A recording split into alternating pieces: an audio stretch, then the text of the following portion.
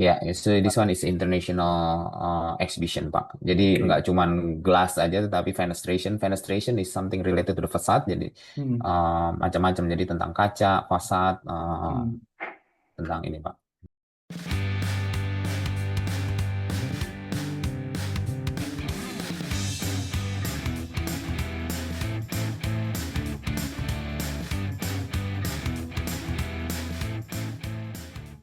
Kata Oppo sangat bangga karena kita berkolaborasi kembali bersama Pravi, dan tidak hanya Pravi, di sini juga ada AKLP yang hari ini di sesi Protox ini kita akan membahas salah satu agenda event Fasad di 2025, yaitu adalah Fasad Paret 2025 part of Nasdaq Asia Penetrating Asia. Jadi Bapak Ibu dan teman-teman di sini akan banyak cerita mengenai event ini, apa sih Fasad Paret 2025 ini, dan apa yang nanti hal-hal menarik yang akan bisa kita ketahui mengenai penggunaan fasad dan seterusnya.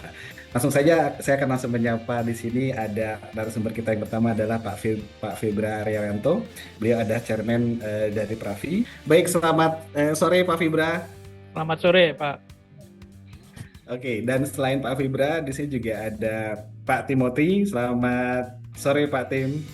Sore, Pak Oke, dan di Bayu. sini selain ada Pak Fibra dan Pak Tim yang sudah kita kenal, beliau-beliau ini adalah founder-founder dari Pravi. Kita juga di sini ada kehadiran Pak Putra Narjadin. Halo, selamat siang Pak Putra. Siang Pak Bayu, siang Nah, semuanya. saya langsung masuk saja ke dalam pembahasan kita hari ini dengan tema Fasad Paret 2025 Part of Nasdaq Asia Penetrating Asia. Nah, di sini mungkin teman-teman dan Bapak Ibu sudah cukup sering mendengar dan mengikuti sesi-sesi Talkshow Katalog Pro berkolaborasi dengan Pravi gitu ya. Nanti juga akan cerita gitu. Tapi mungkin sebelum kita akan mendengarkan update-update dari Pak Fibra dan Pak Tim gitu ya. Nah, di sini kita sudah kehadiran Pak Putra untuk saya ingin lebih mengenal lagi tentang AKLP nih Pak.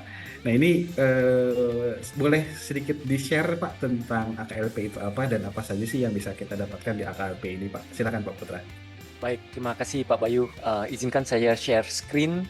Ya, Ya. kami adalah Asosiasi Kaca Lembaran dan Pengaman di Indonesia, satu-satunya asosiasi yang mencakup architectural glass atau kaca untuk bangunan dan fasad. Sebenarnya ada satu lagi asosiasi yang sedikit berbeda mengenai kaca, itu APGI ya, Asosiasi Perusahaan Botol Indonesia, di mana mereka memproduksi glassware, Oke. piring, mangkok, cangkir, gelas dari kaca, dan sama sekali tidak berhubungan dengan fasad. Tapi untuk jendela, untuk fasad, kami adalah asosiasi yang sangat erat bekerja sama dengan pemerintah untuk memperkembangkan industri kaca nasional. Jadi ini adalah perusahaan adalah asosiasi kami. Ya, kami didirikan di sekitar 19 tahun 80-an, jadi cukup lama, sudah sangat tua. Cukup lama ya Pak ya? Jauh lebih tua dari Pravi ya. Betul. Cuman bedanya kami keanggotaannya tuh terdiri dari badan hukum, dari perusahaan. Kami tidak membuka keanggotaan untuk pribadi. Dan kami sangat kecil, ruang lingkupnya dalam arti kata, hanya industri yang bergerak di industri hilir dan industri hulu kaca yang dapat bergabung kepada asosiasi kami. Jadi contoh, ada berapa industri hulu kaca di Indonesia. Yang paling lama, paling pertama, yang paling pionir di Indonesia adalah AGC, atau yang disebut di Indonesia Asahi Mas Flat Glass. Sudah TBK. Mereka sudah mendirikan pabrik di Indonesia dari tahun 1978. Mereka adalah salah satu pabrik pertama di Asia Tenggara yang memproduksi kaca float line, kaca lembaran. Lalu di Indonesia disusul dengan PT Mulia Glass. Mereka memproduksi kaca lembaran juga di sekitar tahun 90-an. Dan baru dalam 2-3 tahun kebelakangan ini ada lagi dua pemain baru, yaitu KCC dari Korea dan SINI dari China yang bergabung di industri hulu kaca. Nah, di samping itu ada juga banyak industri hilir kaca. Jadi industri hulu kaca, mereka adalah 4 perusahaan ini, mereka yang memproduksi kaca dari bahan baku, yaitu dari pasir kuarsa. Pasir kuarsa ditambang, lalu dilebur dan menjadi kaca. Produk yang mereka jual itu terdiri dari kaca lembaran yang ukurannya itu besar, mungkin 3 meter kali 2 meter. Sementara di industri hilir ada perusahaan seperti perusahaan saya, PT Sinarasa Kencana, di mana kami memproses ulang kaca-kaca tersebut untuk menjadi finish good yang akan Oke. digunakan di fasad, di bangunan. Oke, Jadi dan ini saya perjelas juga teman-teman. Jadi Pak Putra ini selain sebagai Board of Advisor dari AKLP, beliau juga adalah Direktur dari PT Sinar Rasa Kencana ya Pak. ya betul. Oke. Jadi tadi saya jelaskan keanggotaan kami hanya terdiri dari perusahaan-perusahaan yang bergerak di industri hulu dan industri hilir kaca. Jadi kami saat ini belum membuka keanggotaan bagi pemain-pemain seperti yang di hardware atau yang pemain aluminium, itu belum bisa bergabung ke asosiasi kami karena kami ruang lingkupnya lebih sempit ya, lebih kecil. Oke. Tapi kami sekarang sudah memiliki 22 anggota secara resmi dan kami juga mempunyai struktur organisasi, bisa dilihat ya di screen, di mana ada steering committee atau dewan penasehat. Kami juga ada ketua umum, ada sekjen, bendahara dan seterusnya. Dan kami baru saja merombak organisasi kami sehingga lebih banyak anggota-anggota dari industri hilir yang terwakili dalam AKLP ini. Dan dalam 2-3 tahun belakangan ini kami cukup aktif di AKLP untuk menjalin kerjasama dengan asosiasi-asosiasi lain, termasuk Pravi, di mana kami sadar kami adalah bagian kecil dari industri fasad dan kami ingin memberikan kontribusi yang lebih besar lagi kepada dunia fasad. Kami juga sangat memang sangat relate ya Pak. Nanti mungkin saya Betul. akan elaborate juga gimana akhirnya ceritanya AKLP bisa berkolaborasi dengan Pravi nih. Nanti saya akan undang Pravi Brada juga Pak Atim. Silakan lanjutkan Pak Putra. Ya baik. Selain itu juga kami juga sangat aktif bekerja sama dengan asosiasi-asosiasi kaca di ASEAN, ya terutama di Malaysia, Singapura, Filipina, Vietnam, di mana kami saling membantu, saling mengisi dalam setiap acara Glasstec Asia Fenestration Asia. Ini nanti akan dilanjutkan oleh Pak Tim ya mungkin ya. Jadi banyak hal-hal yang kami lakukan selama ini, tapi mungkin tidak terlalu terekspos ke dunia luar, karena mungkin saya boleh ceritakan 80% kegiatan kami itu lebih banyak berkaitan dengan pemerintah. Salah satu yang kami aktif adalah kami menyusun berapa SNI yang berkaitan dengan kaca. Salah satu adalah ini, SNI 15047 yang sudah bersifat wajib, kaca lembaran, dan keturunan-keturunannya. Ada kaca coating, ada kaca berpola.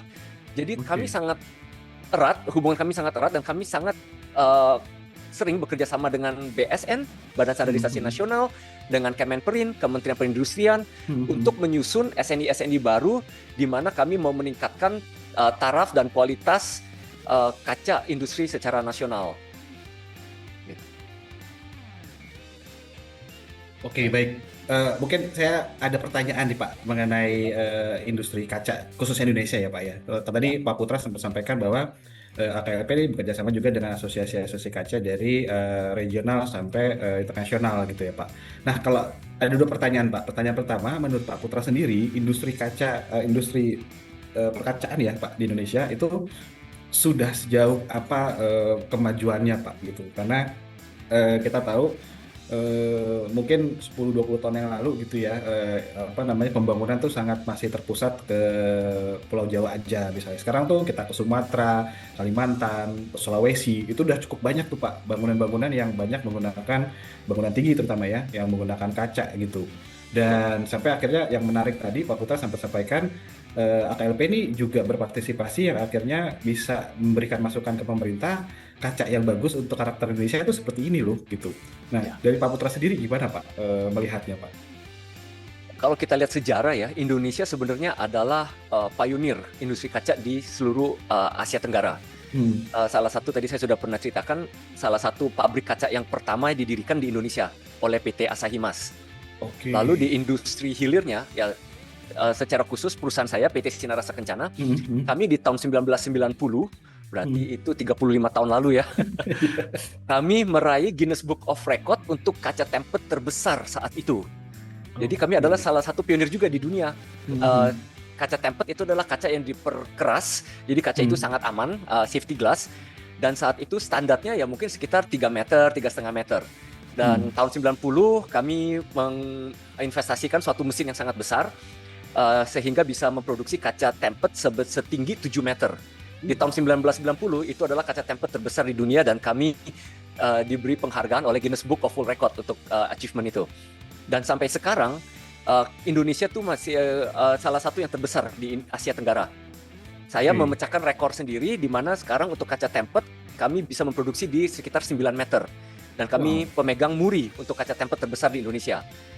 Jadi kalau kita bicara tadi Asia Tenggara, Indonesia tetap salah satu yang terbesar dan terdepan di industri kaca. Tapi kita bicara globalisasi, saya harus jujur kita sudah sangat ketinggalan dari China. Karena China sudah mampu memproduksi kaca yang lebih besar, kaca yang juga sangat berteknologi tinggi, dengan kapasitas dan volume yang lebih jauh besar daripada industri nasional. Kalau kita bicara di Indonesia tuh ada 4 glass manufacturer, di China itu mungkin ada sekitar 300 atau 400. Kalau secara prosesor di Indonesia mungkin sekarang ada sekitar 20 atau 30, di China mungkin ada di atas 10.000. Itu perbandingan skala ekonomi China sama Indonesia. Tapi kalau kita bicara skala ASEAN, Indonesia tetap masih yang paling terbesar dan paling maju dibanding negara-negara di ASEAN yang lain. Oke, baik. Dan satu lagi Pak, tadi di paparan Bapak sempat disampaikan bahwa anggota dari AKLP ini sudah ada 22 member ya Pak? Ya, Dan juga member-membernya ini bukan perorangan nih, berbadan hukum.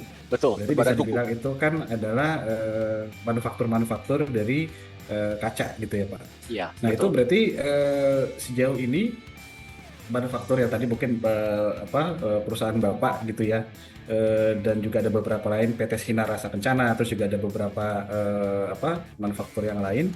Selain itu, mungkin kalau bisa dibilang Sinar Rasa Kencana ini dan mungkin ada 4-5 besar lah ya Pak, manufaktur brand gitu ya, sebagai hulunya gitu. Nah hilirnya itu kan banyak ya sekarang akhirnya membuat kaca-kaca yang menjadi finish good gitu ya, yang kacanya berwarna, terus ada istilahnya tuh ada bermacam-macam coatingan, terus bisa macam-macam lah gitu ya Pak.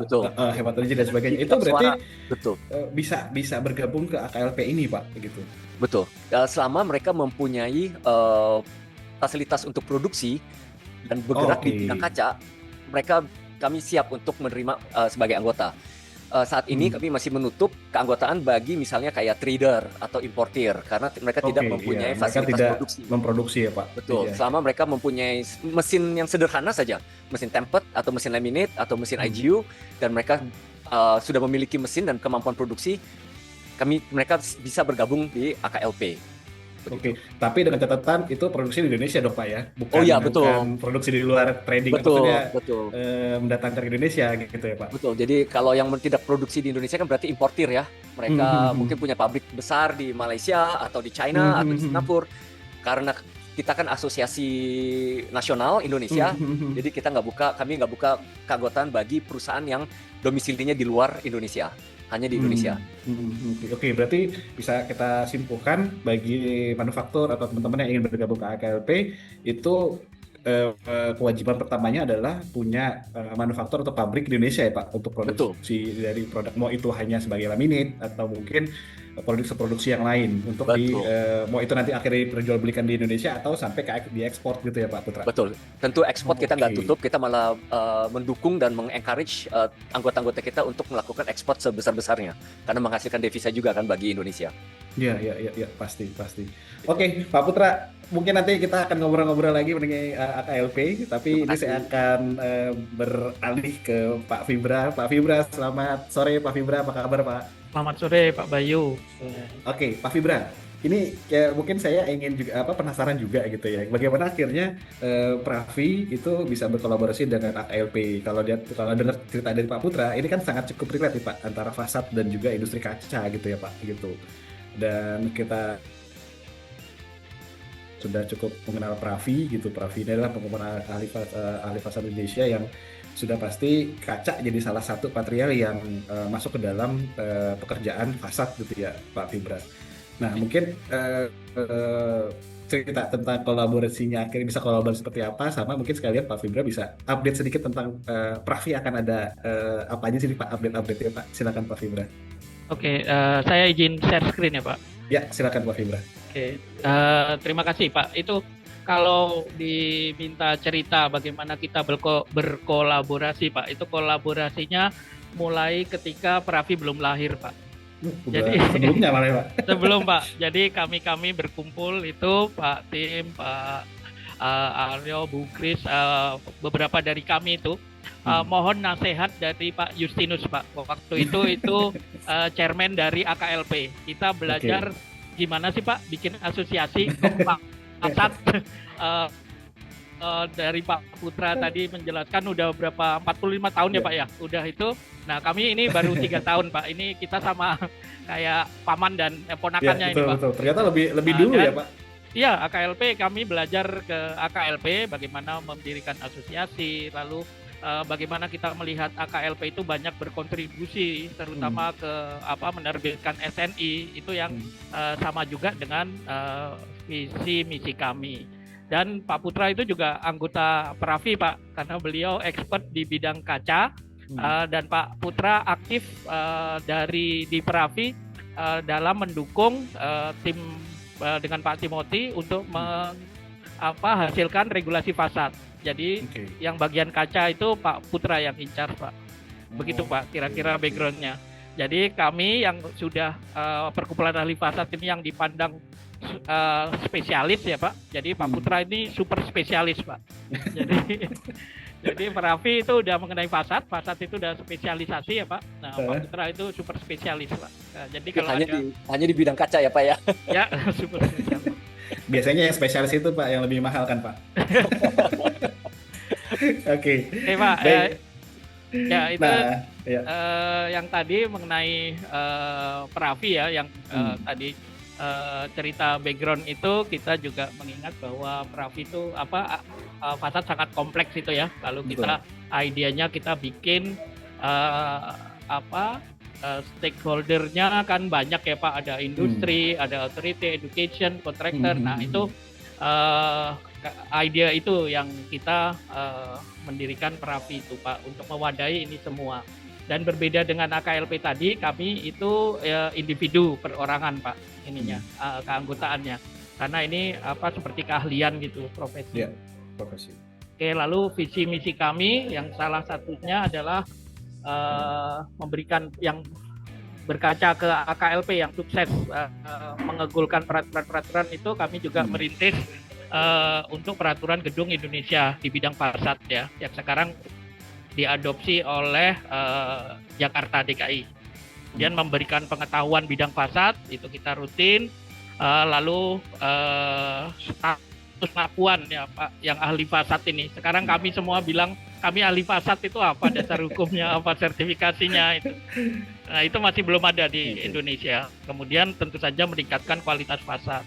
Nah ini kegiatan-kegiatan kami Pak udah cukup panjang dan terima kasih dengan Katalog Pro yang mendukung juga dari tahun pertama ya Pak ya, kita kontribusi kerjasama kita sosialisasi mengenai Pravi ini. Ini program-program kami termasuk kunjungan ke factory, kemudian bekerja sama dengan universitas. Kebetulan tahun ini kita titik beratnya di pendidikan Pak. Nah ini kami juga bekerja sama seperti kerjasama dengan IAI, kunjungan ke proyek. Kemudian kunjungan ke pabrik itu juga kita sampai ke Medan, ini mengunjungi pabrik ekstrusi gitu. Kemudian ya kerjasama dengan seminar-seminar internasional itu Pak dengan Tamrin 9. Kemudian ini kita ada mengisi ya, dengan Pak Putra juga ini mengisi kelas di UI untuk profesi arsitek PPR, ada program itu. Kemudian juga di universitas dengan Untar, kemudian Petra banyak gitu. Nah ini kira-kira modul pendidikan yang kita susun, ada beberapa modul ini yang kita usahakan dalam setahun itu paling tidak ada 3 modul kita sampaikan. Biasanya ini kita adakan di JDC Pak secara offline gitu. Oke. Dan ini program-program kami termasuk nanti yang akan dijelaskan oleh Pak Timothy dan Pak Putra yang fasad Perip ini tahun kemarin. Secara program utama kita ada 3 ini Pak ya, pendidikan, regulasi dan sertifikasi. Kita berkonsentrasi ke 3 hal ini Pak. Ini yang sebagai basic atau fondasi yang mau di 3 tahun pertama ini dan 3 tahun kedua nanti mudah-mudahan kalau sudah 45 tahun gitu kami juga sudah punya banyak regulasi, punya sertifikasi yang sudah settle dan diakui secara legal, Pak. Kira-kira itu nanti ini yang fasad perit semua akan disampaikan oleh Pak Timothy. Kemudian kalau yang mau bergabung dengan komunitas grup WA, silakan scan ini. Sudah sekitar 400-an lebih ini yang bergabung ke grup WA ini, Pak, untuk mendapatkan informasi mengenai Pravi. Terima kasih. Pak Fibra, jangan kemana-mana dulu. Saya mau elaborate nih Pak dari paparan Pak Fibra. Nah, pertama sekali lagi teman-teman yang ingin bergabung bersama Pravi ya Pak, ini bisa langsung daftar atau masuk ke grup WA aja malah ya Pak ya. Ini lebih private lagi gitu ya, tinggal scan barcode ini ya Pak. Ya, nanti di approve akan kalau ada informasi keanggotaan, acara semua kita sampaikan lewat komunitas dan IG Pak biasanya. Oke. Pak, sedikit mundur ke paparan Pak Fibra tadi Pak. Jadi ada 3 ruang lingkup yang Pravi kejar regulasi, pendidikan dan sertifikasi gitu ya. Nah, dari 3 tahun Pravi ini sudah berjalan gitu ya Pak. Ini kan cukup menarik nih Pak dari segi regulasi gitu. Ini kan pasti akan berhubungan dengan pemangku keputusan gitu ya Pak. Di sini kan misalnya bisa pemerintah atau misalnya pemerintah daerah gitu ya. Nah ini sudah sejauh apa sih Pak? Misalnya dari sisi Pravi gitu sudah mulai diajak untuk berdiskusi gitu Pak. Karena kan ya tadi seperti AKLP gitu ya Pak. Itu sangat menarik tuh bagaimana memang harus punya standarisasi sebuah kaca yang baik ya Pak Putra ya. Nah ini Pak Fibra sebagai praktisi gitu ya khususnya di area fasad itu apakah sudah mulai ada diajak diskusi oleh pemangku keputusan gitu Pak Fibra? Baik. Kebetulan kita disambut baik ya. Sebenarnya regulasi ini kita di mandatnya datang dari IAI Jakarta Pak. Waktu itu eranya Bu Doti memberikan Pak Timothy sebagai bagian bidang regulasi di Pravi untuk menelurkan sebuah cita-citanya dulu memang sampai yang sifatnya regulasi. Tapi kita lihat secara realitas ya Pak, roadmap-nya itu jauh. Jadi kami sekarang telah menghasilkan yang sifatnya guided Pak. Jadi design guide gitu. Dan itu pada setiap tahapnya kita pertama internal Pravi dulu kita bahas itu. Pak Tim menyusun expert di bidang regulasi itu, ada Pak Putra, ada yang expert masalah fire, expert masalah aluminium, semua menyusun design guide itu. Kemudian sampai 2 tahun kalau nggak salah ya Pak ya, itu kita public hearing ke owner, public hearing ke arsitek, public hearing ke pemangku kepentingan. Nah, pada akhirnya ini diadopsi oleh Cipta Karya Jakarta Pak. Jadi sekarang kalau rekan-rekan di sini akan search di internet Fasad Design Guide itu bisa di-download di websitenya Cipta Karya Jakarta. Dan sekarang kami sedang itu juga akan diadopsi oleh IAI Jakarta menjadi e-book yang lebih banyak ilustrasi. Mudah-mudahan pada akhir tahun ini itu sudah bisa dirilis dan juga bisa di-download yang sifatnya lebih ada ilustrasinya, bukan teks aja gitu, dan menjadi bagian dari e-book IAI Jakarta Pak. Kalau nggak salah itu Pak Timothy juga yang programnya regulasi ini Pak. Oke, nanti kita tunggu nih karena memang kayak kita butuh ada standarisasi ya Pak ya. Ya. Gitu.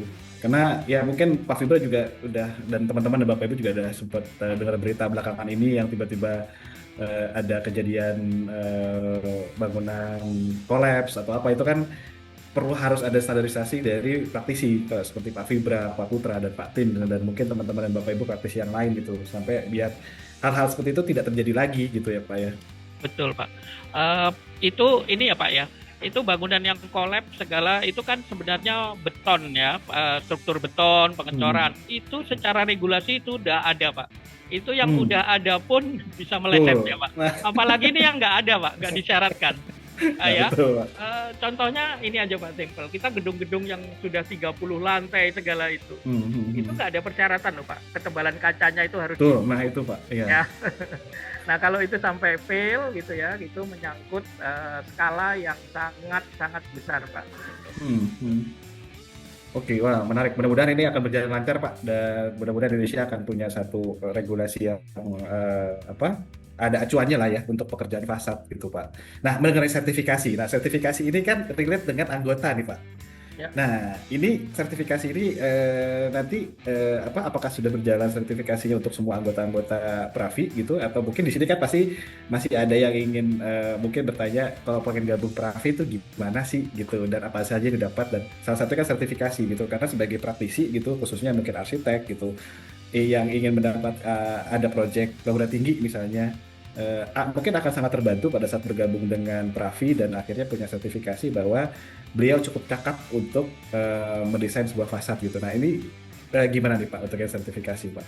Oke Pak, ini yang sertifikasi cukup menarik. Dan nanti di Fasad Merit kali ini ada sesi conference ya Pak Timothy yang membahas khusus tentang sertifikasi ini. Kita mengundang dari IAI Nasional Pak Billy, IAI dari Banten Pak Pierre yang sudah melalui proses untuk sertifikasi mengenai STRA, SKKNI dari arsitek itu kan cukup kompleks. Kita akan belajar dari sana bagaimana mensertifikasi ini. Sekarang yang masih kami masih dalam tahapan ini fasad ini mau digolongkan ke rumpun apa? Kalau ke arsitek itu nggak semuanya arsitek gitu kan. Kalau dimasukkan ke sipil nanti saya nggak bisa dapat sertifikat. Saya sama Pak Timothy backgroundnya arsitek. Gitu.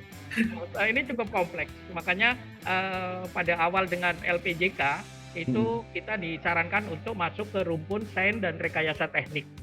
Nah, dan itu tapi diskusi dengan arsitek Pak Pierre, Pak Billy, mereka mengusulkan bagaimana bisa masuk rumpun arsitek, tapi persyaratan keanggotaan itu atau persyaratan sertifikasi nggak harus lulusan S1 arsitektur. Jadi seperti yang kelompoknya iluminasi, itu buka untuk non arsitek. Nah, itu nanti akan dibahas di konferensi itu, Pak. Wah, lalu nanti di anggotanya sendiri, kami keanggotaan karena kami terbuka, Pak. Ada yang sifatnya fellowship ya, orang dari backgroundnya marketing pun mungkin bukan engineering background gitu ya. Anggota Pravi welcome, Pak. Gitu karena mereka ini. Jadi keanggotaan nantinya akan kami bagi 3. Yang sifatnya profesi itu nanti yang bisa tersertifikasi untuk mendapatkan sertifikasi anggota itu Pak. Jadi sertifikasi keahlian. Nah ini yang kelompoknya profesi itu backgroundnya harus engineering. Tapi engineering apa aja Pak? Bisa teknik mesin, teknik sipil, arsitektur gitu ya. Kemudian ada yang membership yang sifatnya fellowship. Ini dari semua lah marketing yang backgroundnya dari apapun bisa asal di bidang fasad. Kemudian ada kelompok yang sifatnya akademik Pak, yang dari pelajar, mahasiswa atau pengajar. Ini nanti kita kategorikan dan yang akan mendapat sertifikasi nanti hanya yang lingkup profesi ini Pak. Tapi mohon maaf, yang di profesi ini nggak boleh di maker Pak, di produsen ya. Jadi harus yang sifatnya kontraktor atau konsultan atau perencana ya, nggak boleh yang mewakili akan konflik kepentingan nanti Pak. Pak. Ya. Satu lagi nih Pak, pendidikan tuh Pak. Ini yang menarik kan kayaknya Pravi udah masuk ke area pendidikan gitu ya Pak.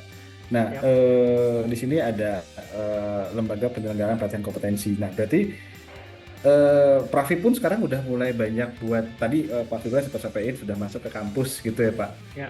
Nah itu sejauh apa Pak? Respon dari teman-teman mahasiswa gitu ya Pak, khususnya akademisi gitu, dengan adanya Pravi itu punya hal yang lebih spesifik lagi, tidak hanya membicarakan sebatas bangunan secara umum, tapi spesifik fasad nih Pak. Ya. Mereka sangat antusias Pak. Ini kita juga blessing in disguise ya. Pravi muncul ketika arsitektur berubah dengan sangat berbeda ya. Jadi Iya, iya. sekarang kalau orang zaman dulu kan form finding itu ya, menemukan bentuk gitu ya. Kalau ide zaman dulu ada jargon form follow function gitu ya. Didesain dulu bentuknya, nanti fasadnya bagaimana gitu. Tapi Iya, sekarang iya. perubahan dengan arsitektur sekarang yang namanya form finding itu harus sudah menyelesaikan fasadnya. Nah, makanya fasad, ilmu fasad itu dibutuhkan di awal perencanaan.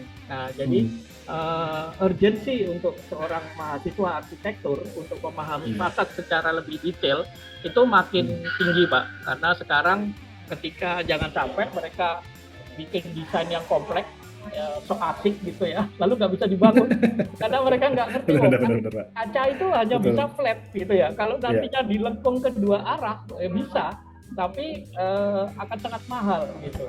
Nah, knowledge itu yang harus diketahui oleh mahasiswa arsitektur dari awal gitu, Pak. Itu yang membuat ilmu fasad itu cukup direspon dengan baik, Pak, di universitas-universitas. Oke, dan ini juga mungkin jadi momen seperti yang tadi Pak Fibar sampaikan ya Pak. Ini jadi salah satu momen yang baik untuk bisa menjelaskan lebih detail lagi bagaimana sih pekerjaan fasad itu harus dilakukan gitu. Nggak hanya melihat dari keseluruhan, tapi lebih spesifik lagi. Dan karena itu makin kesini tuh memang makin berasa ya Pak, pentingnya itu dari awal sudah kita mendesain fasad terutama gitu ya, agar hal-hal yang mungkin belakangan ini terjadi itu sudah nggak akan terjadi lagi gitu ya Pak Fibra. Ya. Kadang-kadang kita kan referensinya arsitek-arsitek terkenal yang mereka membangun di negara 4 musim. Lalu mereka ikut-ikutan bikin skylight di tengah gedung gitu. Lalu mereka ngeluh, loh panas gitu. Lah iya. Dan itu yang harus, kalau kalian akan menggunakan skylight di tengah gedung, kacanya harus seperti apa itu. Hal-hal seperti itu Pak yang perlu disadari lebih awal. Ya, setuju Pak. Oke, Pak Fibra, terima kasih sharing-sharingnya, dan Pak Putra terima kasih tentang cerita tentang AKLP-nya dan juga update dari Pravi, dan saya akan langsung masuk ke Pak Tim nih. Nah ini Pak Tim, seperti yang tadi sudah disampaikan oleh Pak Fibra, Bapak Ibu dan teman-teman sekalian, Pak Tim akan menceritakan sharing ke kita mengenai Fasad Paret 2025 ini yang diadakan di ASBSD ya Pak, dari 7 sampai 8 November ya Pak. Oke, mungkin nanti Pak Putra dan Pak Fibra juga boleh menambahkan dari paparan Pak Tim ini, karena ini cukup relate juga nih gitu, dan akhirnya bisa berkolaborasi gitu ya antara AKLP dan Pravi. Oke, baik, silakan Pak Tim. Iya Pak, udah bisa lihat screen saya Pak? Sudah Pak. Ya, tadi mungkin Bapak-Bapak, Ibu-Ibu, selamat siang. Tadi kita udah dengar tentang siapa itu AKLP, tentang Pravi dari Pak Fibra, tadi AKLP dari Pak Putra. Nah, ada organisasi lain yang namanya Messe Munich International. Ini adalah international organization. Mereka mengadakan pameran arsitektur terbesar di dunia yang biasanya dilakukan setiap 2 tahun sekali. Nah, tahun kemarin ini diadakan 2025 di Munich bulan Januari. Jadi nanti ketemu lagi bulan 2027. Nah, terus ini pamerannya udah have been done many years, mungkin 20 tahun. Dan sekarang mereka juga ngadain Bau China. Jadi dengan skala yang nggak kalah besarnya juga gitu. Nah, ini sedikit beberapa foto bagaimana Messe Munich atau Bau Jerman itu diadakan. Kalau kita mungkin Bapak Ibu lihat ASBSD itu cuman hall-nya 5-6, kalau di sana kita bisa 12 hall. Jadi kalau misalnya saya ada 3 kali ke sana gitu, kayaknya sampai mau patah gitu kaki saya. super big gitu loh, karena besar banget dan kita bisa lihat banyak hal. Dan kali ini kita bertiga will do joint venture AKLP, Pravi sama Messe Munich. Jadi tahun ini we are proud kita di recognize internationally bersama Messe Munich Jadi kita mengadakan Facade Parade 2025 yang adalah part of Glasstec Fenestration Asia. Kalau Bapak mau nanya silakan juga ya Pak ya. Nah, Glasstec is the largest network of glass and facade. Tahun ini udah ke-8 atau ke-9. Setiap tahun diadakan bergiliran di Southeast Asia. Tahun lalu di Vietnam, tahun ini di Indonesia, tahun depan kalau nggak salah di KL or di Bangkok gitu Pak. So, Pak Tim, saya tanya langsung nih Pak. Berarti Glasstec ini nanti pada saat di acaranya nanti itu all about tentang glass dan fasad aja, atau juga nanti akan ada juga part-part mungkin pelengkap dari manufaktur kaca dan yang lain gitu Pak. Nah, jadi actually Glasstec ini part of Indonesia Indo Buildtech gitu. Jadi Glasstec akan diadakan di Hall 5 while Indo Buildtech will be another hall gitu Pak. Jadi Glasstec-nya sendiri cukup besar. Tahun ini Glasstec will be much bigger than tahun lalu Pak. Ya. Kemarin kebetulan last week saya di India, bahkan ada beberapa produser India yang juga menampilkan, jadi ikut berpameran di Indonesia gitu Pak. Jadi will be very big. Berarti nanti eksibitornya nggak hanya cuman kalangan manufaktur dari lokal Indonesia, tapi juga akan ada international brand-brand atau manufaktur internasional yang akan hadir di sini ya Pak ya? Ya, so this one is international exhibition Pak. Jadi nggak cuman glass aja, tetapi fenestration. Fenestration is something related to the facade. Jadi macam-macam. Jadi tentang kaca, fasad, tentang ini Pak. Ya. Makanya ini dibilang Asia largest network of glass and facade Pak. Tanggal 6 sampai tanggal 9 November 2025 di ISDSD Indonesia. Nah, mungkin sedikit tentang Glasstec. Terus, nah ini ada beberapa foto dari beberapa Glasstec tahun lalu. Jadi Glasstec tuh selalu ngadain tahun lalu mereka emphasize on the green. Kita Glasstec juga ngadain conference, this is always do conference, dan tentunya pameran. Nah, tahun ini untuk conference mereka ngajak Pravi dan AKLP kerjasama. So sekarang kita mau present Facade Parade 2025 Pak, this is part of Glasstec Asia gitu. Nah, akan ada 4 main agenda. Yang pertama adalah Facade dan Glass Conference. Yang kedua adalah Glazing Competition, Gala Dinner, dan Architectural Facade Design Competition. Mungkin yang nanti saya jelaskan di sini. Nah, di sini kebetulan saya kerjasama dibantu oleh Pak Putra sebagai ketua panitia, dan juga ada Pak Laurel, Pak Eko, Pak Sahid dari AKLP. Jadi kita integrate antara AKLP dan Pravi di acara ini. Dan nah ini adalah rangkaian acaranya beserta tanggalnya dari tanggal 7, 8, Glazing Competition tanggal 7, ini Glazing Competition tanggal 6, Architectural tanggal 1 September sampai tanggal 7, Gala Dinner tanggal 7.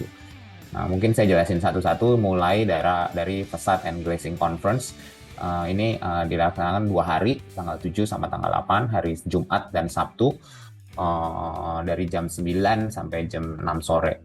Nah, karena 2 hari, 1 hari itu kita bagi menjadi 3 sesi, sesi poin 1, sesi poin 2, sesi poin 3, dan seterusnya. Hari kedua juga kita bagi 3 sesi, nanti saya akan highlight satu persatu Pak. Terus sesi pertama, dari hari pertama itu kita bicara mengenai glass in architectural performance, aesthetic, dan sustainability. Di sini kita mau bahas how the latest in glass technology transform building into icons and efficiency and beauty. Kalau kita lihat, glass is play dominant role in the facade industry kan Pak.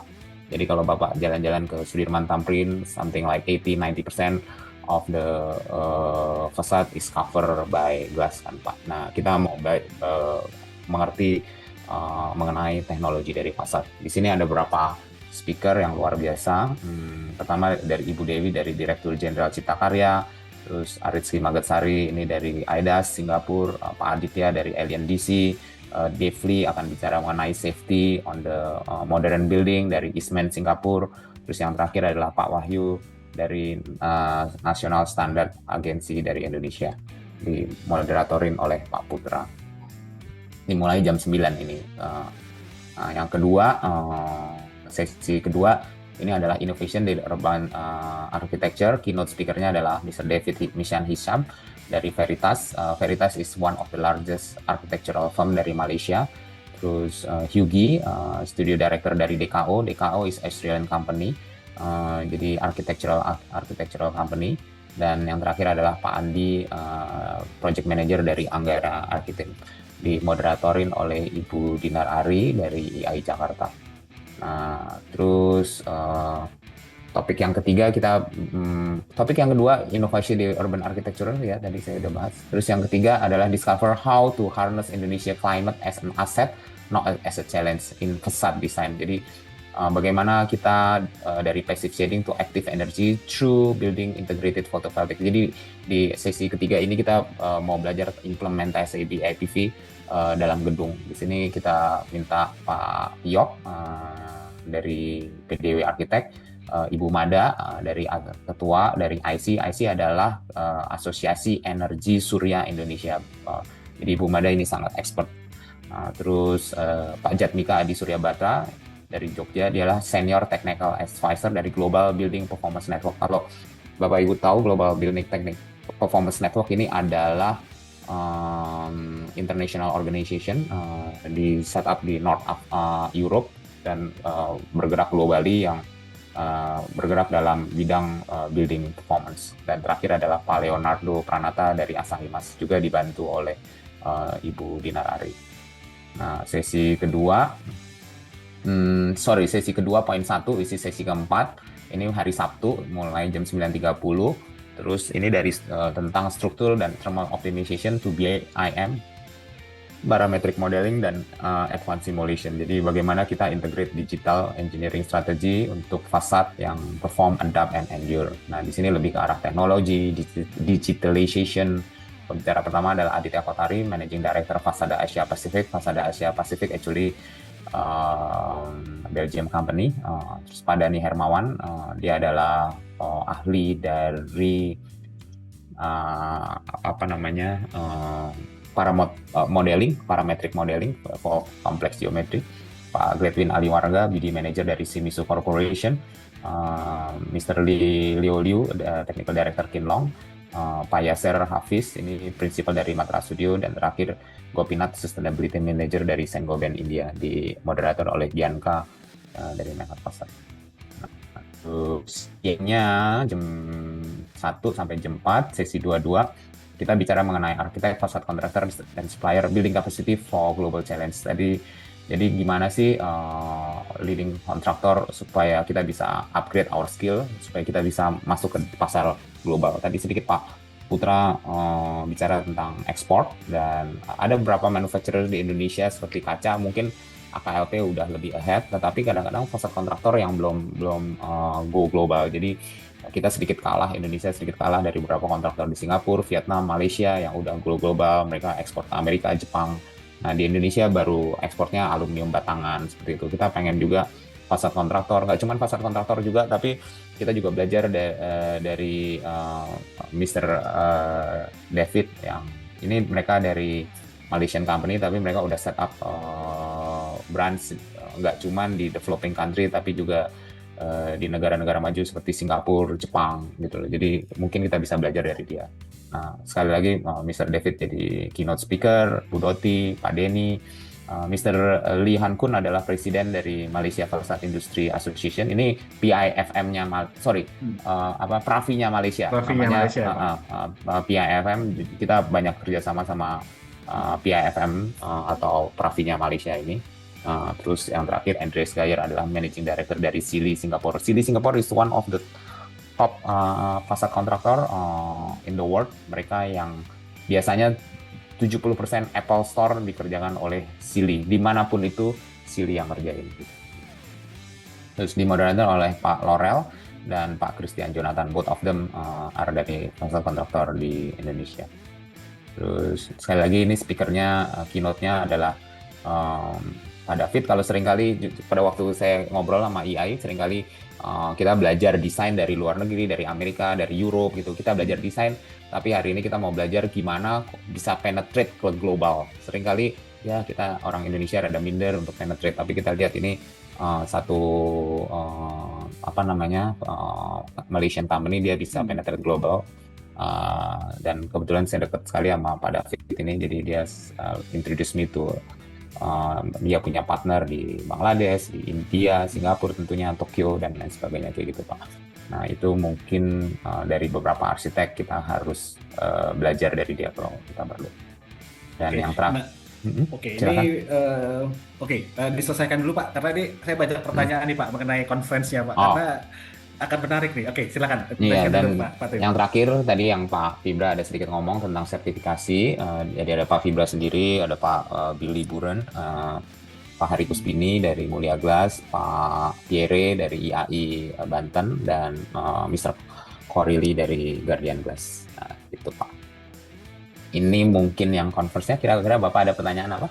Nah, ini kan kalau dilihat konferensinya nih 2 hari ya Pak ya. Tapi 2 harinya ini tanggal 7 dan 8 itu tuh padat banget gitu. Dan kalau kita lihat jajaran artis-artisnya ini kan lumayan terkenal semua nih gitu. Sebelum saya akan membahas para narasumber atau pengisinya gitu ya Pak. Ini kan ada beberapa tema-tema yang memang tadi seperti Bapak sampaikan gitu ya. Bagaimana sih di salah satu sesi konferensinya itu akan ada sharing tentang bagaimana praktisi atau profesional fasad di kontraktor gitu ya terutama gitu ya, atau mungkin konsultan di Indonesia tuh bisa go global harapannya, tapi regional dulu lah gitu ya, dan tema-tema yang lain gitu ya. Nah itu tema-tema itu apakah memang concern dari AKLP dan juga Pravi yang akhirnya kayaknya kita memang harus mengangkat tema-tema ini nih, bila memang hal-hal ini yang cukup masih ada istilahnya masih ada obstacle-nya tuh di Indonesia tuh cukup besar gitu Pak gitu. Akhirnya dari AKLP dan Pravi membuat konferensi ini yang membuat tema-tema yang sangat menarik nih Pak gitu. Mungkin kalau saya boleh ini seperti yang topik yang saya highlight ini, Facade Expert Certification ini concern-nya dari Pravi. Seperti berulang kali di highlight oleh Pak Fibra. Jadi kita sangat pengen ada sertifikasi untuk facade expert ya. Makanya kita pengen sesuatu yang lebih gimana explore ini supaya yang seperti tadi Pak Fibra sampaikan lah gitu. Nah terus tadi saya lihat di chat ada pertanyaan dari Pak Tony mengenai apakah inovasi teknologi glass dan meningkatkan efisiensi energi dan mengurangi. Nah, ini adalah jawabannya mungkin ada di poin nomor 13 dan poin nomor 11 gitu. Terus apalagi nih yang tentang mengintegrasikan teknologi fasad yang berkelanjutan serta efisiensi energi. Terus ini ada di poin di sesi 2.1. Terus memanfaatkan jaringan bisnis dan kesadaran teknologi, ini juga ada di sini gitu Pak. Bagaimana kita dapat ekonomi dari penggunaan teknologi gelas dan fasad yang berbeda dari dalam memilih teknologi. Ini juga ada di sini Pak. Jadi sebenarnya itu concern-concern yang seringkali kita saring dari kalau ikut webinar kayak gini, ikut sama Katalog Pro dan lain sebagainya, ada pertanyaan kayaknya ya kurang lebih kayak gini sih Pak gitu. Jadi menjawab pertanyaan dari stakeholder yang lainnya. Ya bukan hanya Pak Tony, saya pikir pertanyaan ini refleksi dari pertanyaan yang teman-teman kita yang lain kan tentunya Pak. Ya. Dan selanjutnya kan konferensi ini kan pasti ada batas kapasitinya Pak tim gitu. Nah ini di sesi talk show Protox kita hari ini kan memang saatnya kita mensosialisasi tech ini Pak gitu, dan agenda-agendanya gitu. Nah untuk conference di Glass Tech ini gitu ya, yang berkolaborasi antara AKLP, Pravi dan PP Munich Jadi ini kita sudah info bagaimana dapatnya, gitu ya. Apakah sudah dibuka Pak untuk bisa Udah diikuti dibuka. oleh Mhm. teman-teman atau peserta yang hadir saat ini? Ya, udah dibuka. Bapak Ibu, nanti saya jelasin di bagian di belakang. Nah, bagaimana untuk pendaftarannya? Ya. Nah, ada kapasitasnya jujur nggak terlalu besar, kurang lebih 150-an. Jadi kalau Bapak Ibu mau daftar harus daftar segera. Daftarnya langsung ke Glasstec. Nanti saya akan sampaikan karena conference ini adalah bagian dari Glasstec Asia yang merupakan pameran yang besar gitu, Pak. Oke, nah mungkin dari Pak Putra dan Pak Fibra mengenai conference ini Pak. Nah kalau dari Pak Putra mungkin dari sisi industri ya Pak, dari manufaktur gitu ya. Dengan adanya conference ini dan dihadiri oleh banyak sekali praktisi dari dalam dan luar negeri, itu memang akhirnya memang bisa membuka lagi mata praktisi atau profesional di Indonesia tuh dengan teknologi baru atau regulasi baru dari penggunaan fasad, khususnya pekerjaan material dari kaca gitu ya Pak Putra ya. Ya betul, tentu di acara GAFA ini, Glasstec Asia Fenestration Asia ini kan tadi seperti Pak Tim jelaskan adalah pameran kaca terbesar di Asia, ya di luar China, di luar Eropa. Tentu siapapun yang bergerak di bidang fasad maupun dia adalah pelaku industri di manufacturing atau dia pengguna, dia bakal mendapatkan apapun yang diincar dalam acara tersebut. Contoh, kalau saya adalah dari sebuah perusahaan manufacturing, saya perlu melihat perkembangan teknologi-teknologi dalam permesinan kaca. Akan banyak nanti eksibitor-eksibitor yang mewakili produsen pabrik yang mesin-mesin kaca. Misalnya apakah itu mesin potong, mesin gosok, dan lain-lain. Akan ada di pameran tersebut. Jika saya misalnya adalah seorang arsitek, saya mau lihat teknologi apa nih di bidang kaca. Saya bisa datang ke pameran ini, di samping eksibitor mesin yang mungkin saya nggak begitu tertarik, saya bisa lihat ada misalnya Mulia Glass, Asahi Glass maupun industri hilirnya seperti Sinarasa dan lain-lain yang akan memamerkan produk-produk finish goods mengenai kaca yang sudah siap pakai. Jika saya adalah seorang arsitek, saya mau mengenal lebih dalam lagi mengenai perkembangan teknologi, saya bisa ikut conference-conference yang sudah disiapkan oleh AKLP, oleh Pravi, di mana yang tadi Pak Tim sudah paparkan begitu banyak speaker-speaker berbobot ya. Dan under one roof loh, ini kayaknya impossible to assemble them in one roof kalau bukan kerja keras Pak Tim dan Pravi dan AKLP ini. Saya bisa pilih mau yang sesi mana yang sangat interesting, jadi saya tinggal datang, saya bisa we can get everything we want in this exhibition gitu. Jadi ini luar biasa. Ini akan menjadi ajang pameran kaca dan industri kaca berserta fasad terbesar di Indonesia sepanjang tahun ini. Oke. Nah, dari sisi Pak Fibra sebagai praktisi atau profesional ya Pak ya.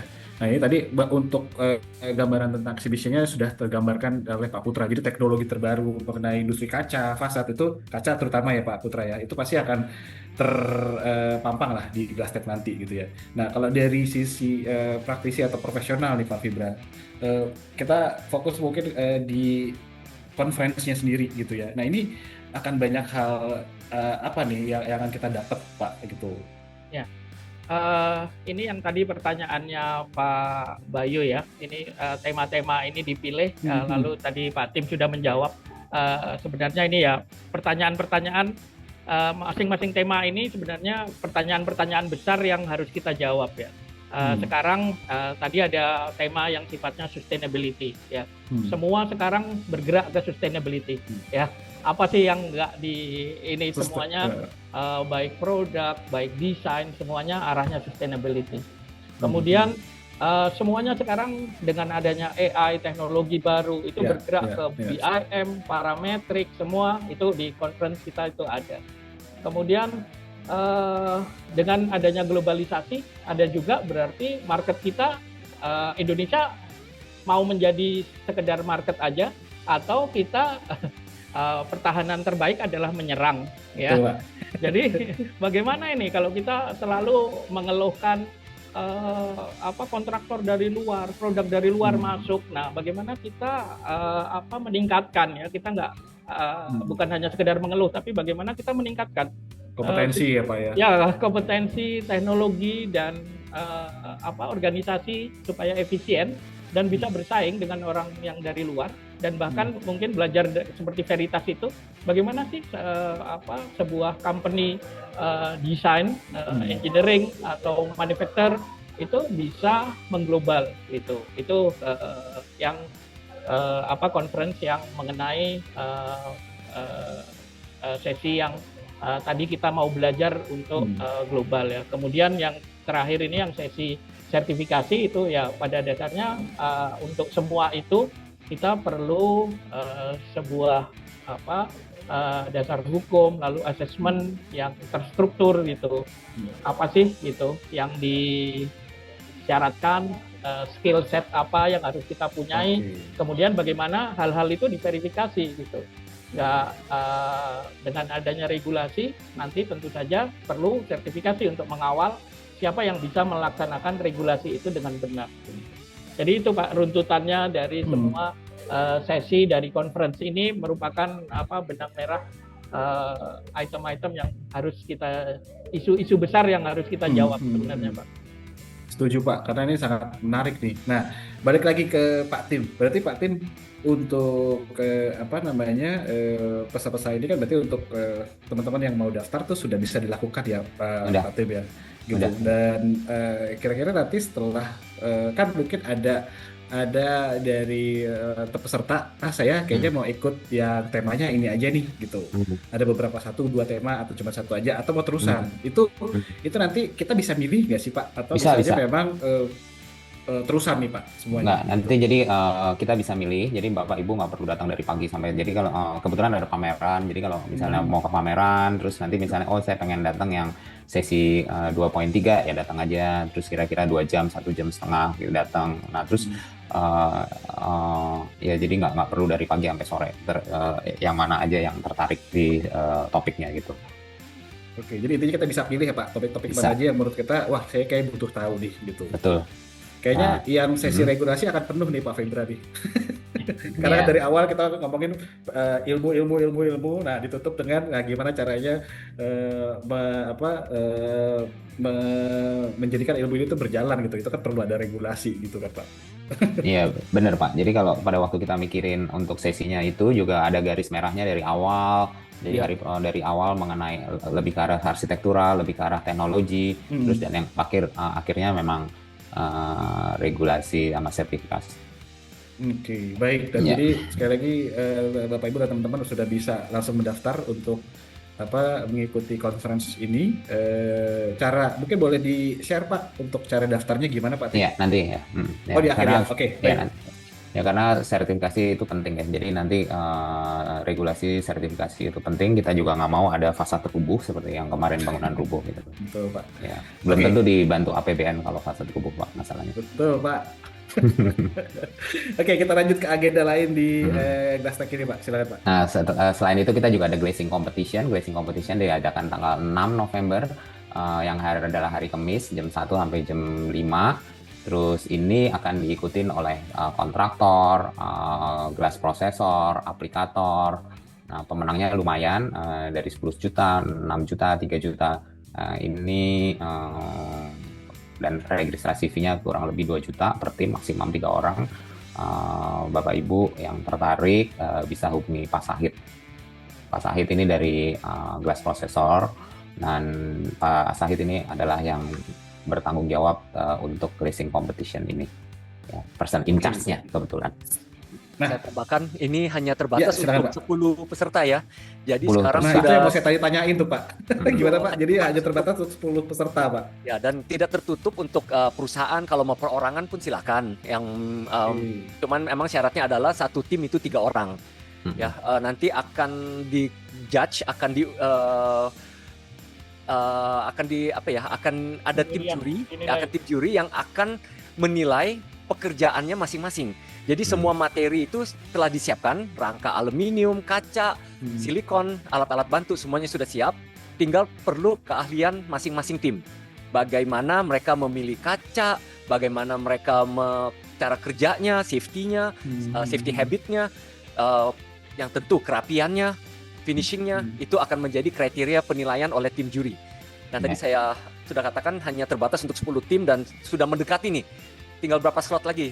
First come first serve. Jadi mohon kalau ada Bapak Ibu peserta yang mendengar, yang ikut acara Katalog Pro sore ini, jika masih jika ada kenal atau emang bergerak di bidang pemasangan, ini adalah kesempatan emas ya untuk bergabung dan menunjukkan keahliannya masing-masing. Karena bukan hanya prize money yang akan didapatkan, pemenangnya akan dipajang namanya di situ, dan selama pameran GAFA akan ada hasil rangkaiannya, hasil kerja kalian akan dipajang selama pameran GAFA selama 4 hari, sehingga semua orang dapat melihat, oh, PT ABC inilah adalah pemenang glazing competition di tahun 2025. Ini adalah suatu iklan ya, ada suatu promosi yang sangat bagus untuk perusahaan masing-masing. Dan di samping itu, pas nanti gala dinner, pas 7 November, juga akan diundang ke panggung untuk menerima plakat dan penghargaan. Jadi sekali lagi, ini kadang-kadang itu lebih besar nilainya daripada prize money-nya sendiri. Begitu, terima kasih. Ya. Oke, jadi ini satu tim 3 orang ya Pak, tim ya Pak? Betul. Satu tim 3 orang. Satu tim 3 orang, dan ya kerja tim kan ini gitu. Jadi gitu Pak, 3 orang. Dari Katalog Pro mau ikut Pak Bayu?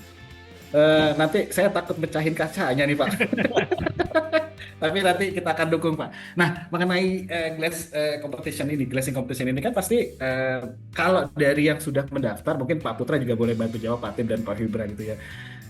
Yang sudah mendaftar gitu dan mengikuti itu kebanyakan memang praktisi si aplikator pemasang kaca gitu, atau kebanyakan dari institusi mana Pak Tim gitu, sebagai gambaran ya gitu. Karena kalau misalnya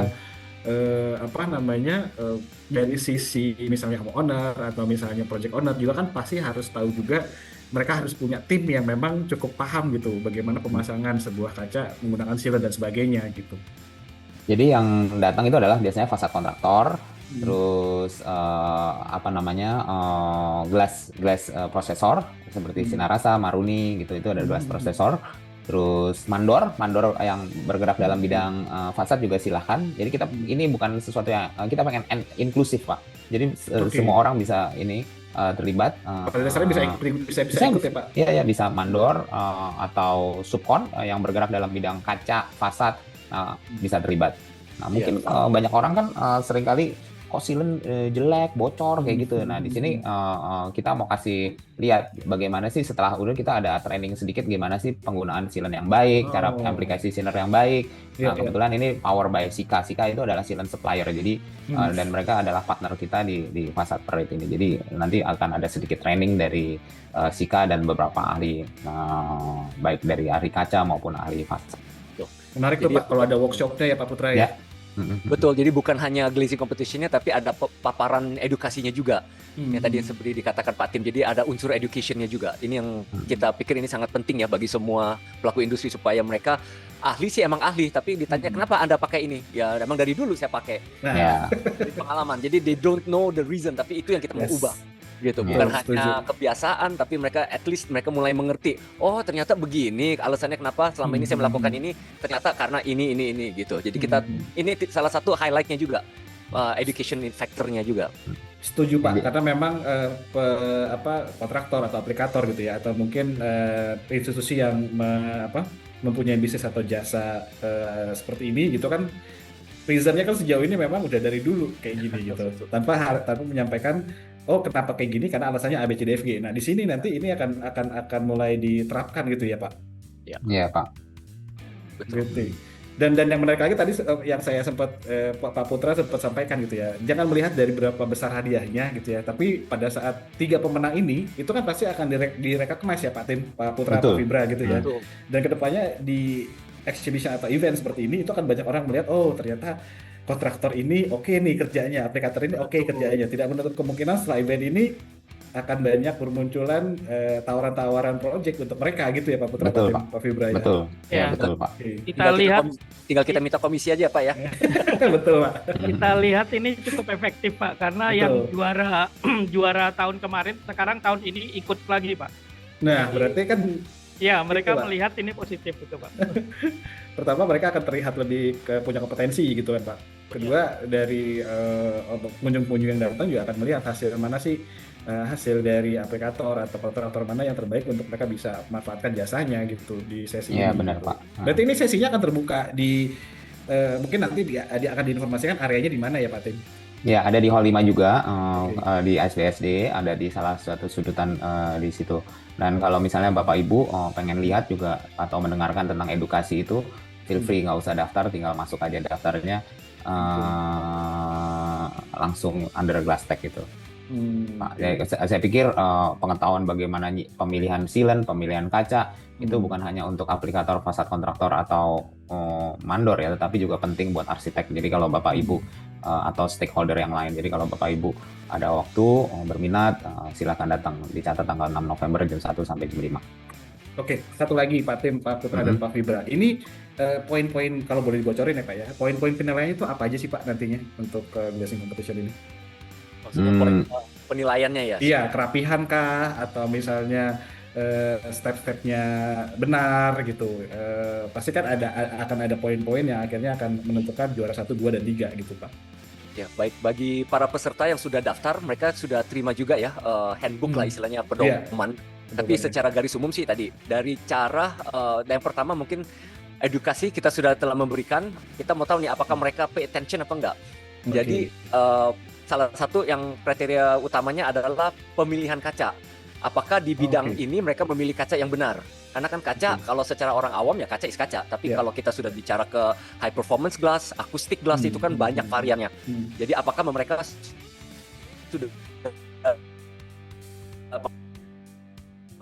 sudah memilih ada satu rangkaian itu ada 4 bidang, ada ABCD elevation ya misalnya. Jadi kita sudah tentukan ini untuk bagian apa, itu ke bagian apa dengan aplikasinya. Jadi mereka harus pilih penggunaannya dengan kaca yang sebenarnya.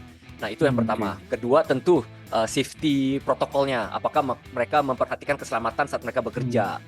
Apakah mereka menggunakan safety helm atau safety shoes dan macam-macam? Dan yang tidak kalah penting adalah kerapian tentu.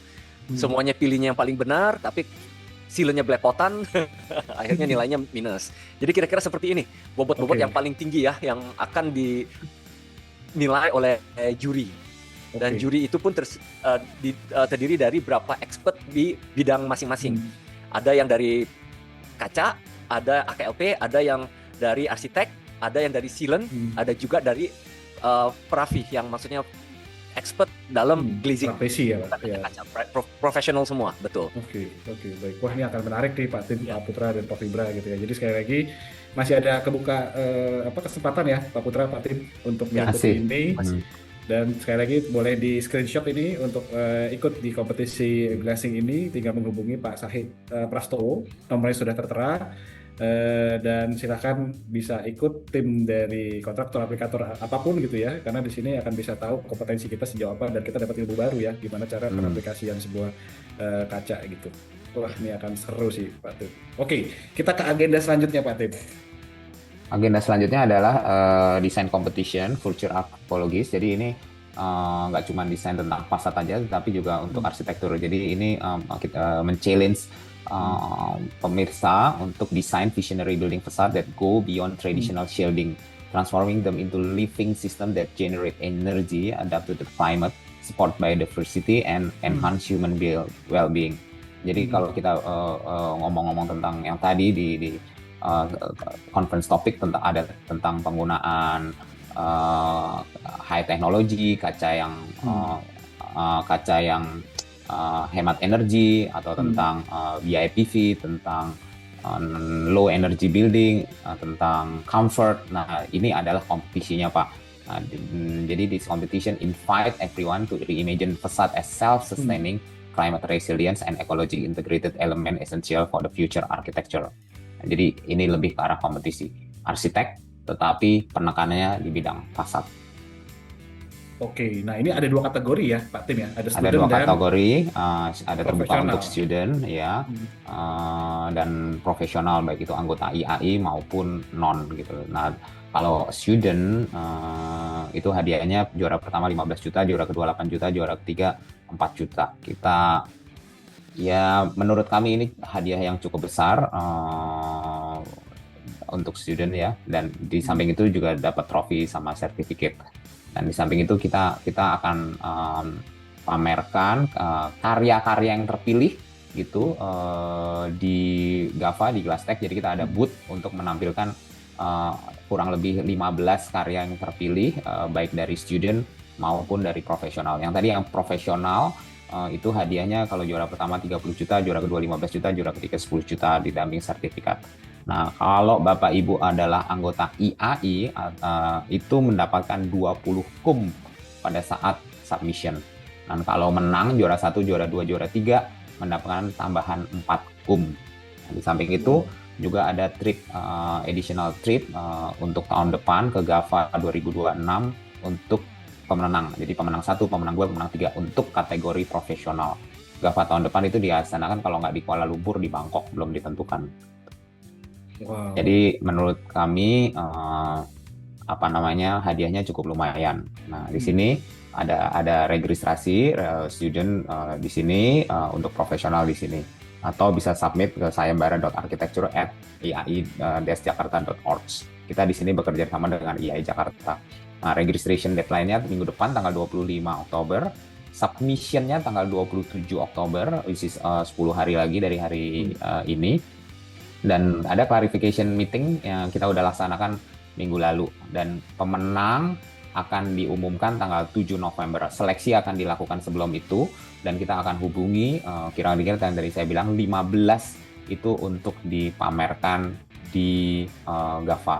Nah, ini adalah sampai hari ini partisipansnya itu sudah mencapai 47 tim profesional dan 30 akademik. Itu 2 hari yang lalu ya Pak. Hari ini saya belum cek karena tim IAI sedang sibuk untuk JAV gitu. Jadi sedikit slow respon gitu. Oke, langsung saya tanya nih Pak. Ini kan tadi Pak Tim sempat sampaikan 47 profesional tim dan 30 akademik. Nah, timnya itu berarti